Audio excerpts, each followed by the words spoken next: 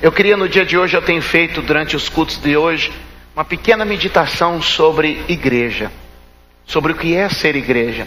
A gente tem falado muito esse tema, até lá atrás está as camisetas, o sucesso das camisetas aí. Eu amo ser igreja. Amém? Você pode dizer essa frase comigo? Eu amo ser igreja. Amém? Você pode dizer para alguém perto de você, diga, olha, eu não posso ser igreja sozinho. Diga, para ser igreja, eu necessito estar ao seu lado. Igreja é algo que a gente não consegue ser sozinho. Igreja é algo que a gente só pode ser em grupo. Viver em grupo não é uma coisa fácil. E por isso muitas vezes nós queremos escapar do grupo. Diga para quem está perto de você, diga, resista à tentação. Não escape do grupo.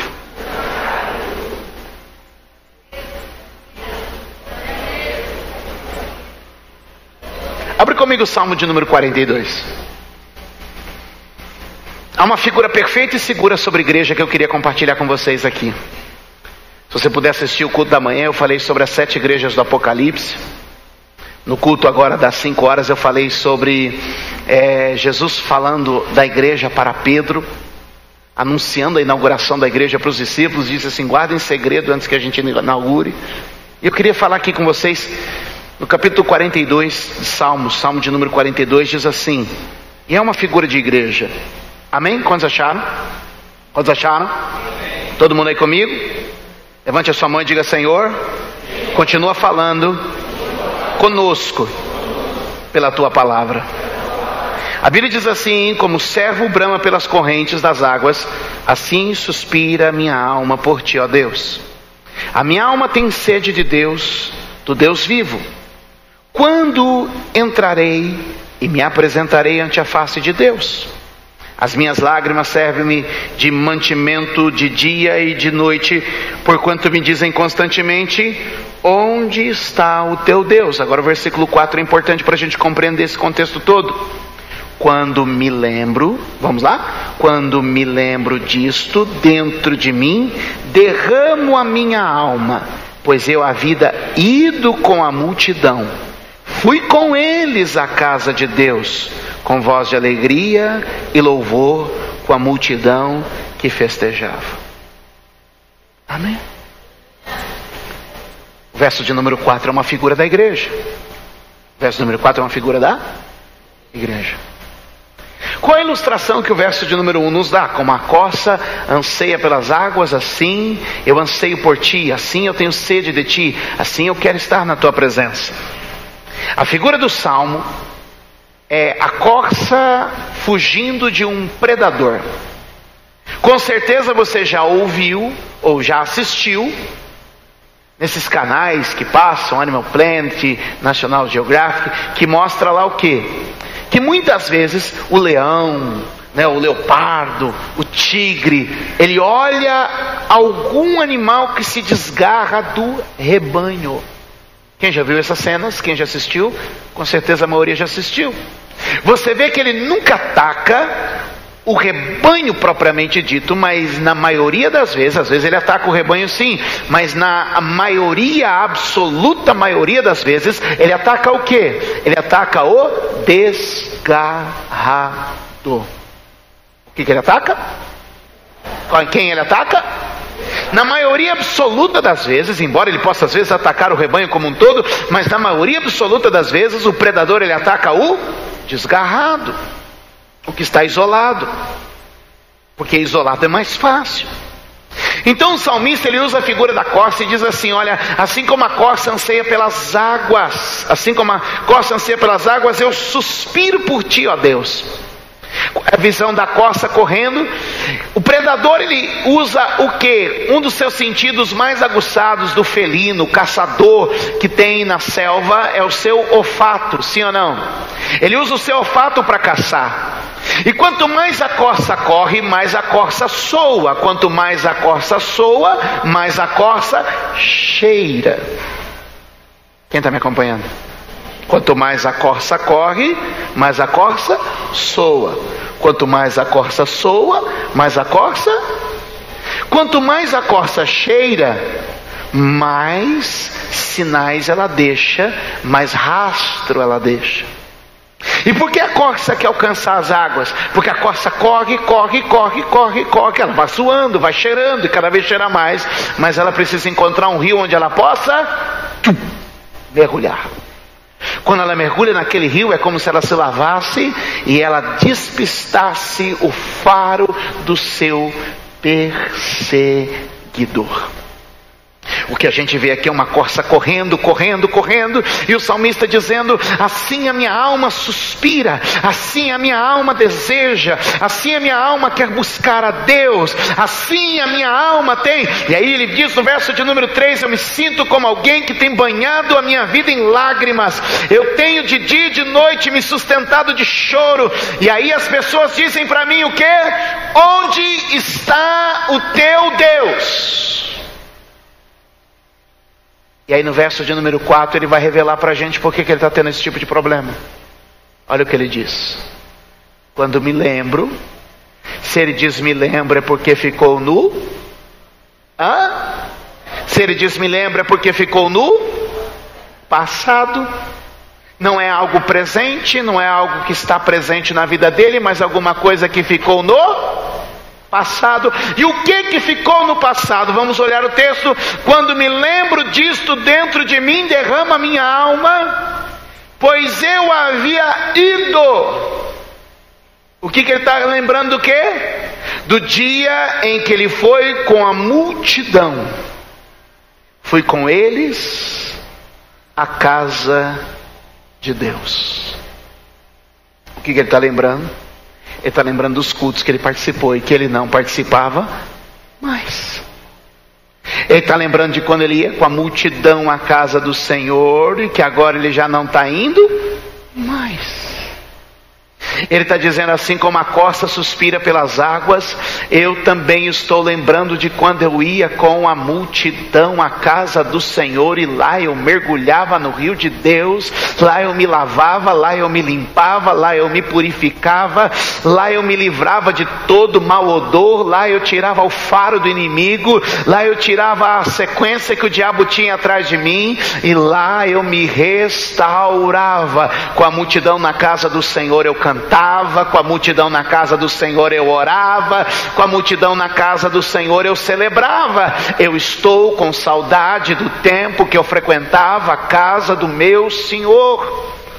O que nós estamos vendo no Salmo de número 42 é a expressão de um homem que não está mais frequentando a igreja. E quando eu digo a palavra igreja, eu uso ela no sentido original da palavra. Quando eu digo a palavra igreja, que a igreja quer dizer reunião de pessoas, o encontro das pessoas. E ele diz: quando eu me reunia com a igreja, com a congregação, com a multidão, e eu ia à casa do Senhor, lá a minha voz era de alegria, lá a minha voz era de celebração, lá eu jubilava na presença do Senhor. Mas agora ele segue falando com a própria alma, e ele diz no verso de número 5, ele diz: porque está abatida, ó minha alma, espera em Deus, pois eu ainda o louvarei. Este homem acredita que ele vai conseguir correr até a casa de Deus, mergulhar no rio de Deus e restaurar a sua vida espiritual. Trazendo isso para o ambiente prático, o que ele está querendo dizer para nós é: impossível ser igreja sozinho. É impossível ser igreja independente.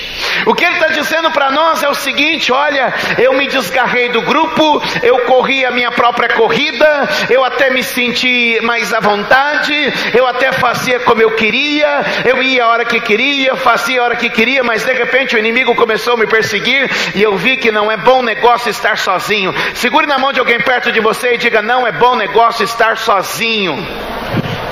Não é bom negócio andar de maneira independente, não é bom negócio andar de maneira isolada. Esse homem está dizendo aqui no texto: olha, eu me lembro com satisfação dos dias em que eu subia com a multidão à casa do Senhor, mas hoje eu estou aqui isolado, fugindo do meu adversário, banhando a minha cama em lágrimas, angustiado e depressivo, mas eu sei que Deus tem restauração para a minha vida, porque eu me lembro da casa do Senhor. Amado, quando a angústia ou a perseguição vier, lembre-se que quando você se ajunta à multidão, a voz é de vitória. Diga comigo: a voz da multidão. Diga forte: a voz da multidão na casa do Senhor é voz de vitória. Dá um aplauso bem forte ao Senhor Jesus.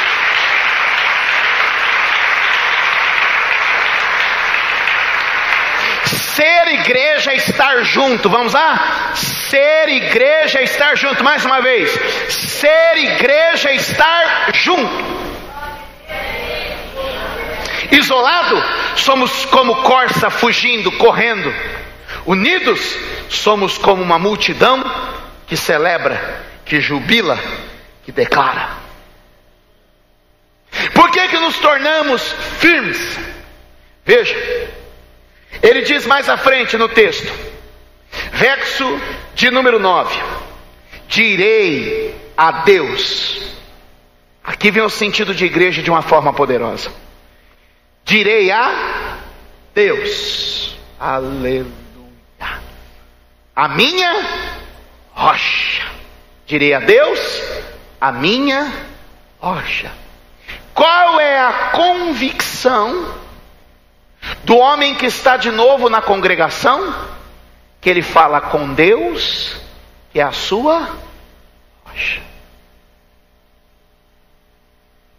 A igreja nasce sobre esse princípio de revelação, de que Deus é a nossa rocha. Amém? Venha comigo para Mateus capítulo de número 18.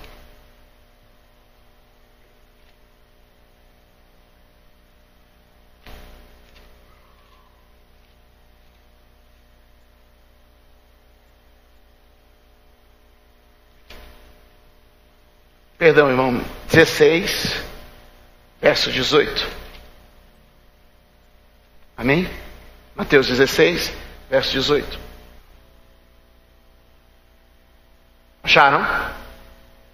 Verso número 18 diz assim: pois também eu te digo que tu és Pedro, e sobre esta pedra edificarei a minha. A igreja está fundamentada sobre uma rocha. Amém? A igreja está fundamentada sobre uma rocha. Diga para quem está ao seu lado: essa rocha não é Pedro. Vamos entender o contexto voltando um pouquinho. Verso de número 13. Chegando Jesus às partes de Cesareia de Filipe, interrogou seus discípulos dizendo: que dizem os homens ser o Filho do Homem? O que eles falam a respeito de mim? Responderam os discípulos de Jesus. E eles disseram: uns dizem que é João Batista, outros dizem que é Elias, outros Jeremias ou um dos profetas. Então Jesus faz uma pergunta interessante para eles no verso de número 15. E disse-lhes: e vós, quem dizeis que eu sou? O princípio da igreja é baseado na afirmação que fazemos com respeito a Jesus. Amém? Pedro, tomando a frente do grupo, no verso de número 16, vai dizer assim: então Simão Pedro respondeu e disse o quê? Tu és o Cristo, filho do Deus vivo. Diga amém. Aí Jesus vai dizer, respondendo-lhe disse: bem-aventurado és tu, Simão Barjonas, porque não te revelou carne e sangue, mas meu Pai que está nos céus. Amém? Veja que Jesus então está dizendo qual é a afirmação que os homens fazem sobre mim. Jesus reúne os seus discípulos. A Bíblia não nos deixa conta saber quais discípulos de Jesus que estavam ali reunidos. Jesus tinha grupos diferentes de discípulos. Uau, bispo, nunca ouvi isso, vou te falar. Jesus tinha um discípulo mais chegado, João. Era um mais íntimo, reclinava a cabeça sobre o seu peito, estava com ele sempre. Jesus tinha um grupo de 3 discípulos mais próximos, que era Pedro, Tiago e João. Jesus tinha um grupo de 12 discípulos, e Jesus tinha um grupo de 70, e Jesus tinha um grupo de 120, e Jesus tinha uma multidão que o cercava. Jesus muitas vezes usava os 120, Jesus muitas vezes usava os 70, Jesus muitas vezes usava os 12, Jesus muitas vezes usava os 3, e muitas vezes Jesus falava com aquele único. Para você ter uma ideia, o ministério de Jesus era um ministério de estratégia e sabedoria. Quantos podem dizer amém? Por exemplo, você já deve ter lido na Bíblia que Jesus, quando chegava em tal lugar, algumas pessoas já ouviram falar de Jesus. Ou que quando Jesus chegava, a multidão já estava esperando por Jesus, a cidade já estava pronta para recebê-lo. E você já parou alguma vez para perguntar, como é que isso acontecia? A Bíblia diz que Jesus pegava o grupo de 70, separava de 2 em 2 e mandava que eles fossem à cidade onde ele ia visitar. Diga para quem está ao seu lado, Jesus tinha uma programação. Diga, Jesus tinha uma agenda. Diga comigo, Jesus tinha um planejamento.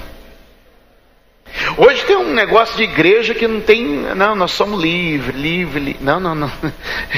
Jesus tinha uma direção, uma estratégia, uma sabedoria. E aí para cada lugar que Jesus ia, ele mandava os seus 70 de 2 em 2, divididos em grupos, e eles iam na cidade e diziam assim, tá vindo aí, chega terça-feira pela manhã, um camarada que ele põe a mão no olho do cego, o cego vê. Esse aí ele fala, os demônios saem correndo. Está chegando um que quando ele prega o nosso coração queima, acende. Quando? Terça-feira pela manhã. Está chegando aí, vai estar na porta aí, terça pela manhã. E eles iam anunciando, está vindo um aí que ele põe a mão, ele levanta o paralítico, ele limpa o leproso, ele fala do reino de Deus como nunca nenhum escriba pregou, falou, ensinou. A cidade começava a ficar toda alvoroçada. O que acontecia na terça-feira pela manhã? Estava todo mundo na porta, na rua, na praça, esperando que Jesus chegasse. O cego estava com o ouvido assim, a hora que eu ouvi que ele está aí, eu dou um salto, eu grito, Jesus, filho de Davi. A mulher disse assim, na terça-feira de manhã eu vou levantar, eu não tenho mais força, por causa dos meus 12 anos de um fluxo de sangue, mas eu quero dizer uma coisa, eu vou lá e eu vou tocar no vestido dele na terça-feira. O Jairo disse assim, hoje é terça-feira, e disseram para mim, está chegando aí um homem chamado Jesus, e ele pode curar a minha filha. Você lembra que as irmãs de Lázaro mandaram um mensageiro para o lugar certo, porque elas sabiam onde Jesus ia estar, e eles foram atrás de Jesus e encontraram ele. Sabe o que é isso, meu querido? Jesus trabalha com estratégia e sabedoria para implantar a sua igreja. Nesse grupo de discípulos, agora Jesus reúne o seu povo e diz assim, tudo bem, o que dizer a meu respeito? Ele diz, uns dizem que o Senhor é Elias, outros dizem que o Senhor é Jeremias, outros dizem que o Senhor é algum dos profetas. Aí ele olha e diz para eles, mas para nosso grupo, qual é a definição que vocês dão a meu respeito? O que nos faz ser igreja de fato é a afirmação que fazemos a respeito de Jesus. O que nos faz ser igreja, conforme aquilo que pensamos, são as convicções que temos a respeito de Jesus. E essa reunião aqui tem que ser trabalhada, inspirada, para que nós mantivermos a certeza, Jesus é o Filho de Deus. Jesus é o Senhor de todas as coisas. Jesus veio à terra para morrer pelos nossos pecados e salvar a nossa vida. E em cima dessa premissa é que nós nos tornamos igreja. As outras coisas são periféricas, e aí me preocupa. Escute. O que me preocupa é que algumas pessoas estão tornando coisas periféricas e secundárias como principais, julgando a igreja pelas coisas secundárias e ignorando o valor principal da igreja. Qual que é o valor principal da igreja? A sua confissão a respeito do Senhor Jesus. Estão comigo? Estão comigo? Sim ou não? Então nesse contexto, Jesus faz a pergunta, e qual é a pergunta? Que dizem, e Pedro diz, tu és o Cristo, Filho do Deus vivo. Jesus então responde, verso 17 para ele, não foi carne e nem sangue que te revelou, mas isso foi revelado pelo meu Pai que está no céu. É o Espírito Santo quem nos revela a respeito de Jesus. É por isso que nós precisamos ter intimidade, comunhão com o Espírito Santo de Deus, porque Ele vai testificar a respeito de Deus em nós. Diga amém. A nossa mente não consegue compreender, a nossa intelectualidade não consegue racionalizar, mas o Espírito pode nos revelar a respeito do Senhor Jesus. O Espírito pode nos ensinar a respeito do Senhor Jesus. Quantos podem dizer amém? O Espírito pode dar testemunho a respeito do Senhor Jesus. Então ele diz ali à igreja, ele diz assim: olha, não foi carne nem sangue que trouxe essa revelação, mas o meu Pai, o Espírito do meu Pai é que trouxe a revelação. Você só está aqui agora, sabe por quê? Porque o Espírito de Deus revelou a você que Jesus é o Senhor da igreja. Amém? Você não foi atraído por uma boa propaganda, você não foi atraído por um bom programa, você não foi atraído pelo pastor mais bonito de Suzano. Deixa.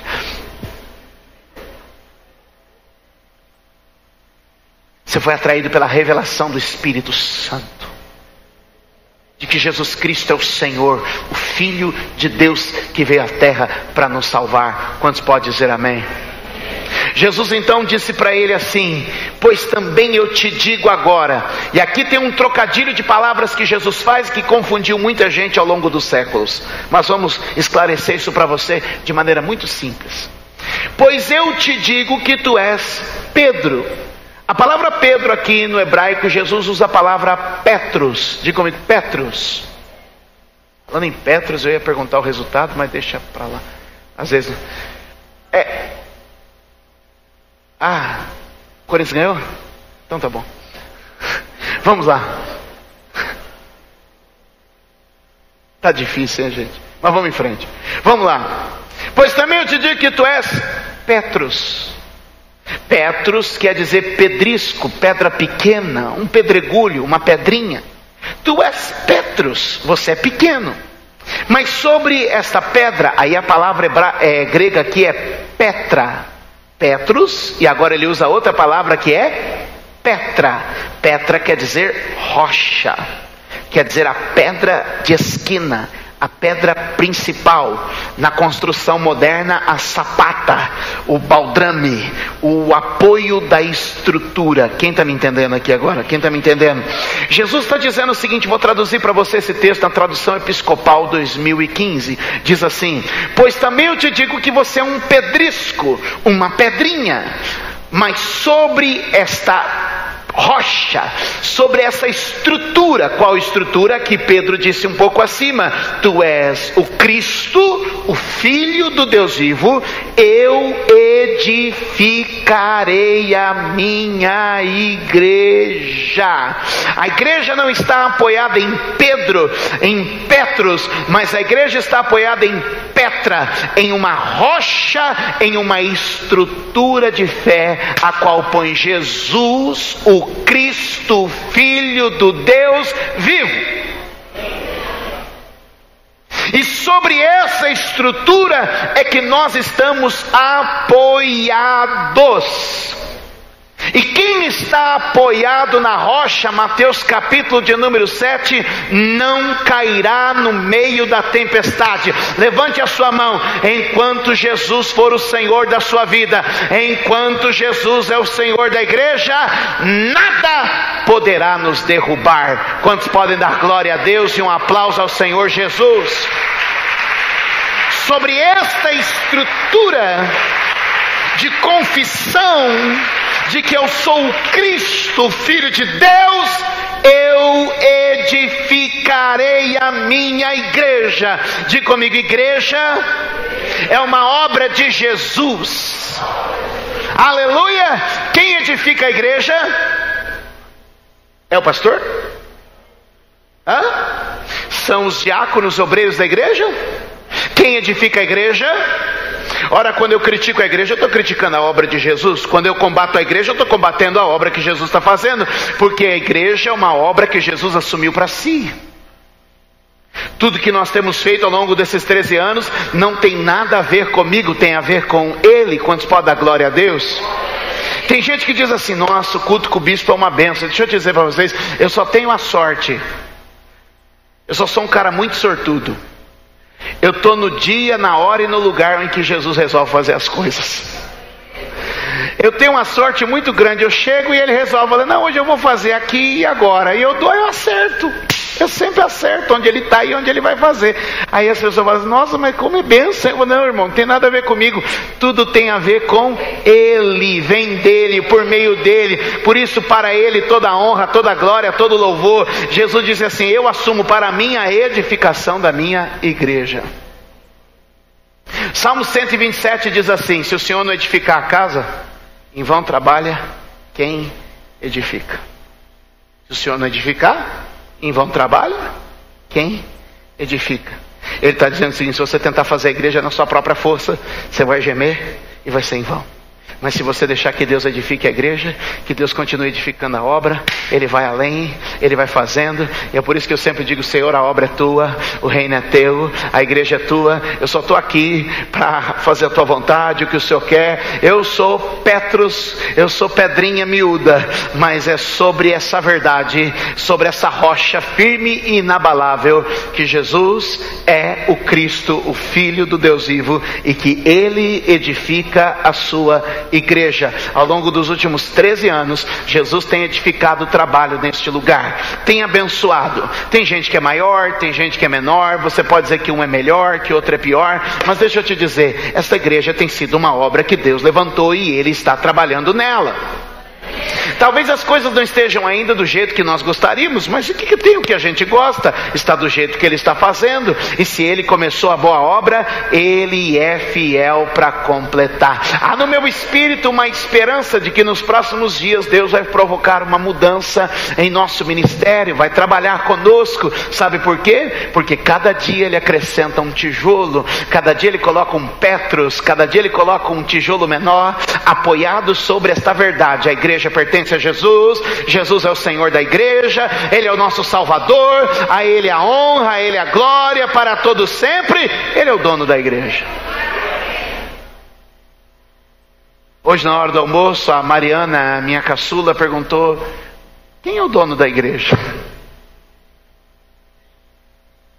E eu disse para ela, eu falei, o dono é Jesus, porque foi Ele que comprou. E quanto dinheiro Ele gastou, pai, para comprar a igreja? Eu falei, Ele não gastou um centavo, mas Ele gastou todo o seu sangue. Porque nós não fomos comprados por ouro, não fomos comprados por prata, mas fomos comprados pelo precioso sangue de Jesus. E ela diz assim, mas como é? As pessoas pagavam com sangue? Eu falei, Ele pagou com sangue, dando a sua vida por nós. A igreja é propriedade dele, porque Ele morreu por ela. A igreja é propriedade dele, porque Ele pagou por ela. E Ele diz, eu comprei, eu cuido, eu edifico, eu gero, eu abençoo. Amém? Quantos podem dizer glória a Deus aqui neste lugar? Vamos dar um aplauso ao Senhor por isso.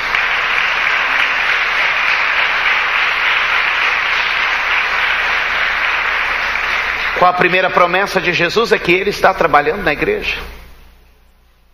Diga para quem está perto de você, diga, Jesus está trabalhando na igreja.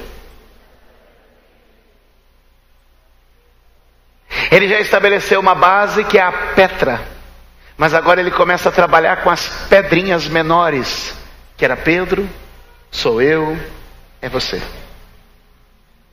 Quem entende isso? Deus está trabalhando com você para edificar a igreja.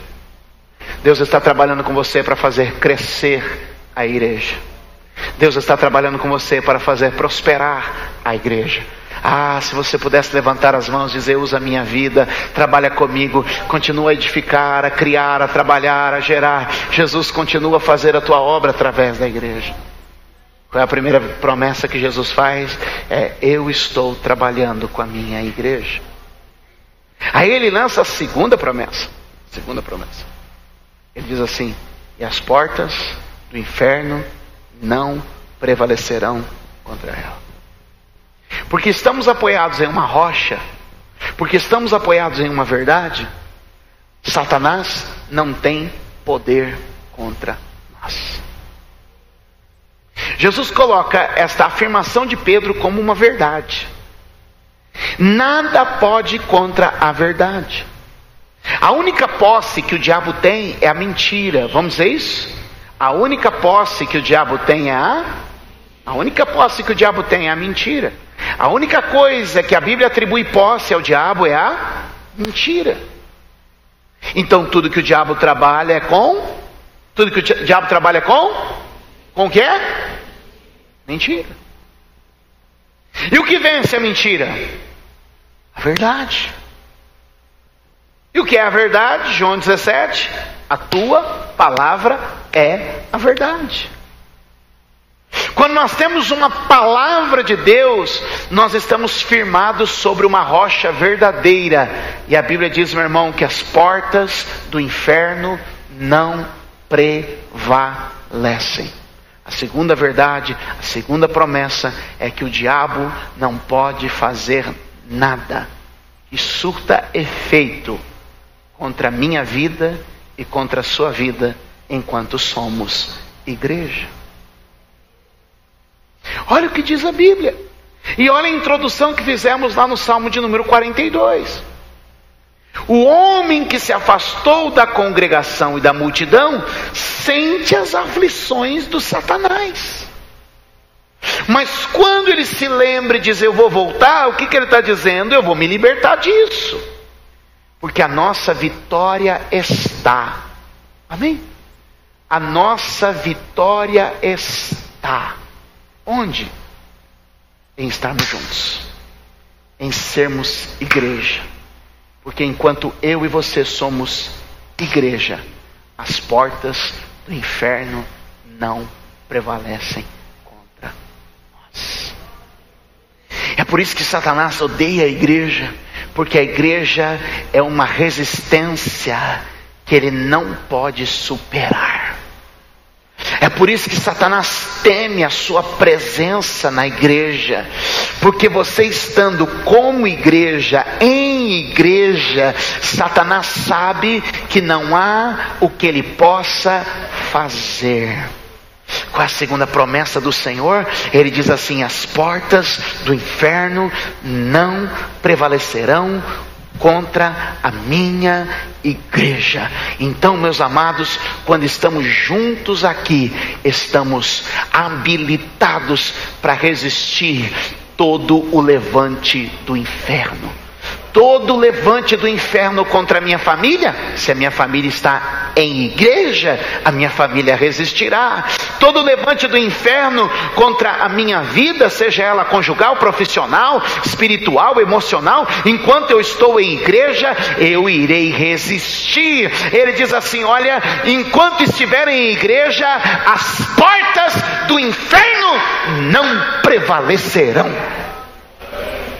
Se Satanás tem se levantado contra a sua casa, a sua família, não deixe de ser igreja, não deixe de estar em igreja, não deixe de se unir à igreja, porque é nesse ambiente que nós alcançamos vitória contra o inferno. Não, meu irmão, eu não prego aqui hoje como alguém que teme perder alguém, ou que quer manter o rebanho sob os seus cuidados. Se eu quisesse uma pregação que mantivesse aqui uma multidão, que amarrasse uma multidão dentro da igreja, eu faria aqui uma multidão motivacional de revelações, e você ia ver, meu irmão, eu sei pregar assim também, mas não gosto, entendeu? E você ia ver a coisa acontecer, e o povo ia juntar. O que eu estou falando aqui para você hoje é sabedoria de Deus, revelação de Deus. Pode ser um sermão que não junta a gente, mas que traz muita segurança para você e para sua família. Ele diz assim, se vocês estiverem como igreja, eu vou estar trabalhando em vocês, e o trabalho do inferno não vai surtir efeito. Aleluia! Levante a sua mão e diga, somos igreja, e o inferno não prevalece. Dê um aplauso bem forte ao Senhor Jesus. Diga glória a Deus onde você está.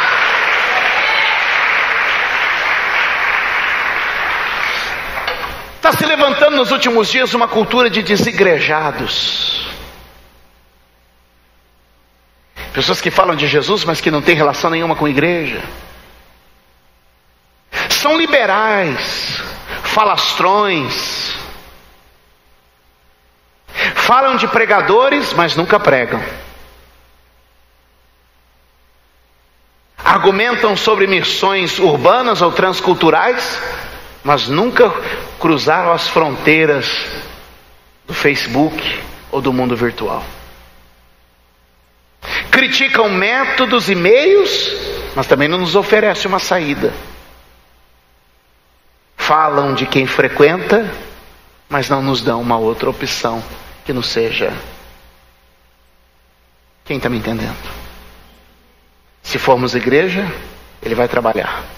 Se formos igreja, o inferno não prevalecerá. E ele faz uma terceira promessa, ele diz assim: eu edificarei, o inferno não prevalecerá, e eu darei a chave do reino dos céus. Autoridade, poder é derramado no meio da igreja do Senhor. A chave que liga e que desliga, que abre e que fecha, que acessa, que limita, que amarra, que prende e que solta, essa chave está nas mãos da igreja. A igreja possui essa autoridade. Deus levantou a igreja para ser autoridade na terra. É por isso que como igreja a gente decreta bênção e vitória sobre a tua casa. É por isso que como igreja nós damos ordem a demônios e a espíritos malignos para que saiam. É por isso que como igreja nós temos a chave de Deus que abre e que fecha, que tem acesso à despensa de Deus e os seus recursos, que tem acesso às portas de Deus para abrir e para fechá-la. E Deus está dizendo hoje para mim e para você: eu estou dando à igreja a minha autoridade. Quantos entendem isso? São 3 promessas. A primeira promessa: eu vou trabalhar com vocês. A segunda promessa, ele diz ali assim, ó: o diabo não terá poder contra vocês. E a terceira promessa: eu vou dar a vocês poder sobre todas as coisas. O que ligardes na terra será ligado no céu. Que determinardes juntos e unidos como igreja será firme e constante. O diabo teme a igreja. E nós estamos aqui hoje. Eu quero encerrar essa palavra dizendo o seguinte: Jesus veio edificar a sua igreja, para que nós tivéssemos sempre um ambiente onde mergulhar nos rios da sua presença, para que nós tivéssemos sempre um ambiente onde desfrutar das suas águas. A corça queria correr para as águas, e o homem que escrevia sobre essa corça dizia: eu tenho saudade de quando eu ia com a multidão à casa do Senhor. Satanás quer nos isolar, porque isolados perdemos o poder da concordância, perdemos as promessas, perdemos a autoridade de igreja. Mas unidos, somos a igreja de Cristo reunida aqui. Somos a obra que Deus está fazendo. Somos a resistência que Satanás não pode vencer. Somos a autoridade de Deus na terra. Eu amo ser igreja, porque igreja é o plano de Deus para cada crente. Na igreja é tratada a nossa individualidade, nosso egoísmo, nosso achismo. Na igreja, mortificada tem que ser a minha carne, porque onde a carne não é mortificada, não se vive em grupo, não se vive em comunidade. Pessoas que não reconhecem erros, que têm dificuldade, elas sempre vão tentar transferir a outros culpa. Pessoas confrontadas muitas vezes não têm essa liberdade de ser igreja. E por que não consegue ser igreja? Porque tem dificuldade de assumir culpa. E algumas pessoas precisam ser tratadas. Ninguém é ruim por completo, mas também ninguém é perfeito. E a igreja é o lugar onde Deus vai tratar a gente. Quem me entende? Há 2 saídas para a pessoa que não gosta de ser tratada. A primeira saída é ela afirmar sobre suas coisas, suas qualidades. Tem gente que tem qualidade, mas que na igreja os seus defeitos aparecem. E dentro da igreja, Deus quer tratar os nossos defeitos. Aí sabe o que a pessoa diz quando ela é confrontada? Ela diz assim: ah, você tem que ver que eu faço isso e isso certo. Você tem que ver que eu faço isso e isso correto. E aí ele tenta negar. Não permite ser tratado, mudado, moldado. Ou então ele diz assim: olha, eu tenho esse erro sim, mas pode procurar aí na igreja que tem gente pior do que eu. É mais ou menos o que a gente vê no jornal todo dia. Não é assim mais ou menos? Olha, temos esse e esse problema. Nós queremos dizer também que olha o que nós fizemos. Olha, temos esse e esse problema. Mas lembra que já teve gente aí que eu acho que é pior. É o homem tentando fugir das suas responsabilidades, e por isso é tão duro para alguns ser igreja. Mas se você tem perseverado e tem permanecido, Deus tem tratado e trabalhado com você. É Jesus quem está edificando a igreja. Igreja não é lugar de gente perfeita, mas é lugar de gente em aperfeiçoamento. A igreja é um conjunto de pedras pequenas, pedras menores, que vão se ajustando e se encaixando para formar essa grande obra que Deus tem. Sim, é verdade que na igreja tem pecado, tem erro, mas Jesus disse no Apocalipse assim: mas também tem gente lá que anda de branco, guardou sua alma na santidade e tem caminhado comigo. Eu amo ser igreja, porque é nela que Jesus trabalha com a minha vida.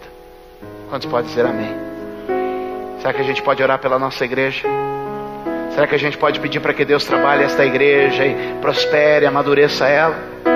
Sim, hoje eu não vim aqui falar da tua cura, não vim aqui falar da tua prosperidade, não vim falar do teu casamento, mas eu vim falar de nós, como somos como igreja. Porque dentro da igreja vai haver milagre, vai haver cura, vai haver maravilha, vai haver resposta de Deus, porque é dentro da igreja que a vitória aparece. E hoje Deus te trouxe aqui para fortalecer as suas convicções como igreja. Quantos vieram adorá-lo e glorificá-lo neste lugar? Vamos colocar de pé, vamos fazer uma oração pela igreja, vamos pedir a Deus pela nossa igreja, vamos pedir a Deus que nos amadureça como igreja, que nos fortaleça como igreja, nos abençoe como igreja. A igreja é a reunião, mas é a confissão de Jesus que nos faz igreja de Cristo, igreja cristã. Pai, eu quero orar nesta noite pela vida de cada uma das pessoas que aqui veio, pois a tua palavra diz, meu Deus, que o Senhor está edificando a sua igreja, trabalhando com cada um de nós como se fôssemos uma pedra, um bloco, um tijolo, nesse grande edifício que é a tua casa, que é a tua obra. Senhor, e eu estou orando neste dia, meu Pai, porque eu saio daqui hoje com 3 promessas.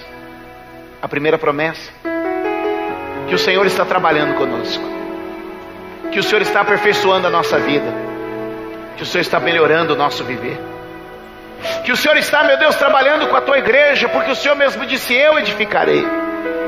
Ela vai ficar maior e mais forte porque o Senhor tem trabalhado. Ela vai desenvolver e prosperar porque o Senhor tem trabalhado.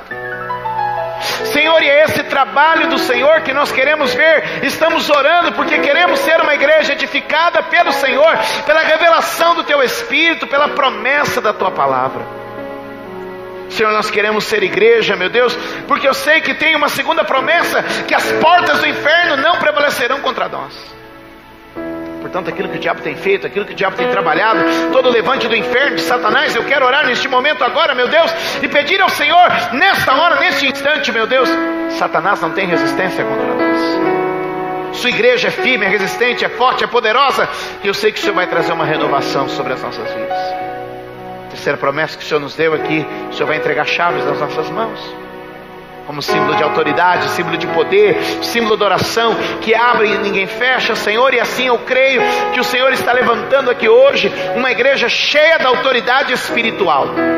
Como igreja queremos amarrar principados e potestades, repreender demônios e espíritos malignos. Como igreja, Senhor, declaramos nossa vitória contra o inferno. Como igreja, Senhor, alcançamos o céu, abrimos a despensa e tomamos posse dos recursos. Como igreja, Senhor, decretamos a bênção sobre a vida dos nossos irmãos. Como igreja, Senhor, sairemos daqui vivos, vitoriosos e vencedores. Senhor, muito obrigado por esses 13 anos que o Senhor nos permitiu ser igreja. Senhor, eu não sei o que nos aguarda. Eu imagino, eu vislumbro, eu sonho, eu espero por algumas coisas.